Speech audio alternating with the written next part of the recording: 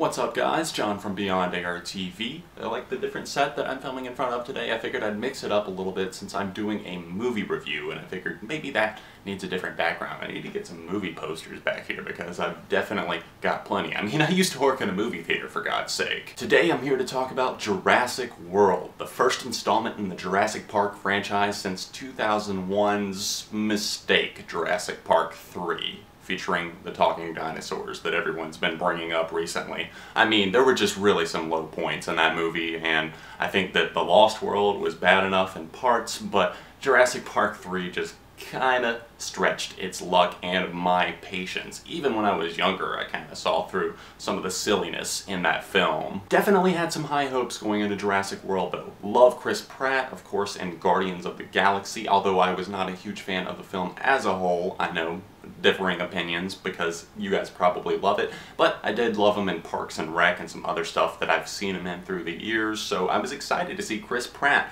as this raptor trainer. And then Bryce Dallas Howard, yeah, I've liked a few of her films and a couple of times that I've seen her in TV, so I thought, hey, you know what? They've got a good collection of actors here that are going to be in this film. Even some people from the original movie, like one of the scientists, I believe, was brought back. So I thought it had some potential. I got excited to see Jurassic World, especially after seeing that first teaser trailer. Initial thoughts on this film, I wasn't that invested in the first fourth or so of it. I didn't really care for any of the characters. There was people I recognized. I was like, oh, that's David from The Office, or Kitty Sanchez from Arrested Development, and the kid from Insidious. It's a family, and basically it's around the holidays. They're shipping their kids off to Jurassic World, this park that was started by InGen, the company originally founded by John Hammond back in the day, who was unfortunately passed on at this point, never got to see his vision come to fruition. The kids are shipping off to be with their aunt, who is played by Bryce Dallas Howard, who is high up in the company at Jurassic World, and they're running this theme park. But the aunt is so busy, she's just that typical busybody that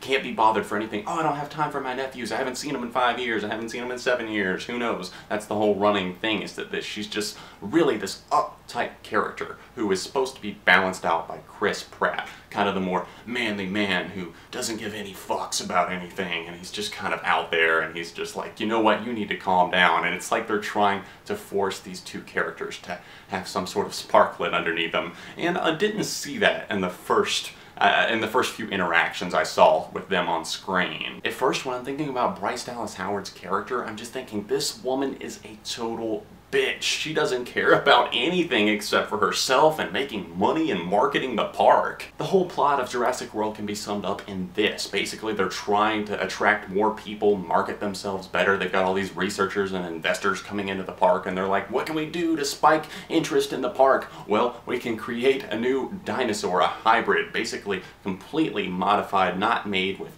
any original parts. They're not breeding dinosaurs. This one was made in the lab, never had any kind of outside world exposure. And what do you know? This monster that they create, it escapes. Chaos ensues. The kids that are there that got shipped off to be with their aunt, what do you know? The aunt didn't actually take care of them, and there's a lot of predictable points in that first fourth or maybe even half of the movie, but things really started to play out a lot better in this film's second half. I started getting really entertained and really interested because the effects looked really cool. The dinosaurs, while not quite as, I don't know, haunting or maybe suspenseful as they were in the first Jurassic Park. Chris Pratt is playing this raptor trainer, and this guy comes in, he's like, you know, I want to turn these things into war machines, and Chris Pratt, he's an ex-Navy guy, he's not having any of that, he just wants to be with the animals. It's a mutual respect type thing, and he says a lot of lines in this movie that were just in the trailer, and it's just like you're having another case of that trailer syndrome. A lot of the lines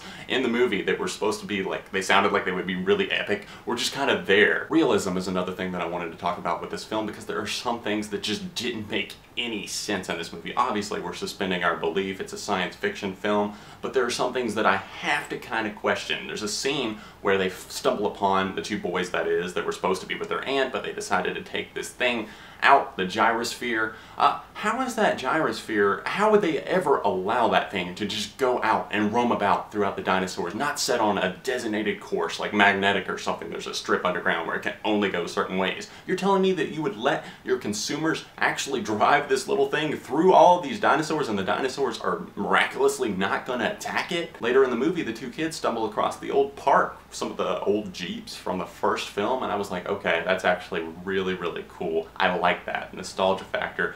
Big time. They even referenced some of the people from the first movie, some of the names and that sort of thing. I think Dr. Malcolm got mentioned, who was played by Jeff Goldblum. Really like that character, so I thought that was cool. And then they stumble across the Jeeps that were used in the first one. There's this big dome and some of the old materials that were used in the park. You see some of the old high voltage signs and that sort of thing, and you're just like, ah, this takes me back right here. But what I'm getting at is they find those Jeeps and the kid somehow manages to make this thing start up. I mean, like, okay, he's worked on cars before, as he mentioned, but how the hell did you find gasoline for that thing? You're telling me that gas has been sitting in there for 20 years and still works? I don't think it's even good after like 6 months. And I don't think anybody's in there regularly stocking gas for these cars that are clearly not used. Another thing, the businesswoman, Bryce Dallas Howard, uptight and everything like that, she wears heels the entire movie. There are so many scenes where I'm looking and I'm like, I know you're wearing heels, but the camera refuses to show your feet for some reason. So how are you still possibly running around in those things? I see girls at the club break their heels, and you're telling me that Bryce Dallas Howard ran from dinosaurs an entire film and didn't break one? Second half of this movie was absolutely fantastic. Really, really entertained me. I love seeing the comeback of the T-Rex, some dinos fighting together, and while sure it might have felt a little bit Godzilla-esque to a lot of people,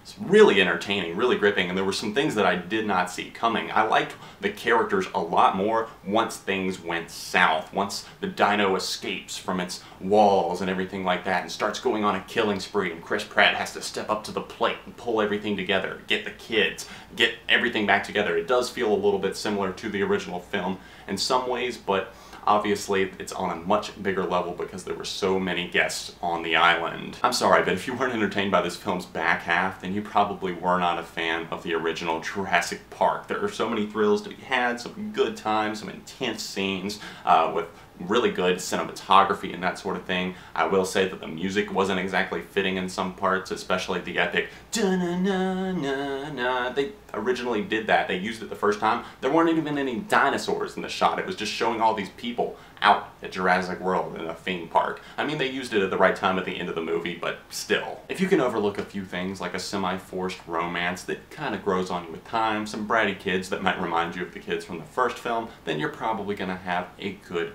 time with this movie. Some of the characters aren't that great, but they develop, they get a little bit better. It's just that I wish the pacing had kind of found its footing in its first half, and maybe it would have gotten a higher rating from me. I'm going with a 3.5 out of 5 for Jurassic World. If you saw the film, let me know your thoughts about it in the comments section down below. Did you see it in 2D, 3D, IMAX? Let me know. I saw it in IMAX 3D personally, and I wouldn't have normally done that, but one of my friends invited me to go, so I was like, you know what? Why the hell not? If there's any other movies you think I should see, let me know about it in the comments section down below. Hit the like button on this video. Make sure you subscribe to Beyond ARTV for more. Talk about music news, do track reviews, the occasional movie review, rant, that sort of thing, whatever else. There's a lot of chaos on this channel, so make sure you subscribe for more.